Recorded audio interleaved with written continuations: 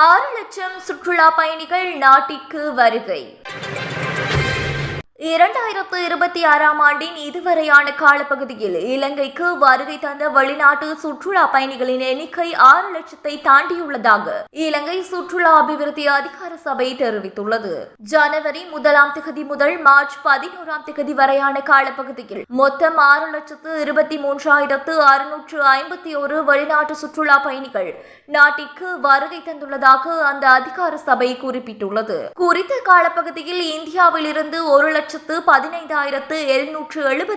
சுற்றுலா பயணிகள் வந்துள்ளனர். பிரித்தானியாவில் இருந்து 66,164 பயணிகளும், ரஷ்யாவில் இருந்து 56,114 பயணிகளும், ஜெர்மனியில் இருந்து 45,939 பயணிகளும், சீனாவில் இருந்து 39,725 பயணிகளும் வருகை தந்துள்ளனர். இவர்களை தவிர பிரான்ஸ், ஆஸ்திரேலியா மற்றும் நெதர்லாந்து உள்ளிட்ட நாடுகளில் இருந்தும் பெருமளவிலான சுற்றுலா பயணிகள் வருகை தந்துள்ளனர்.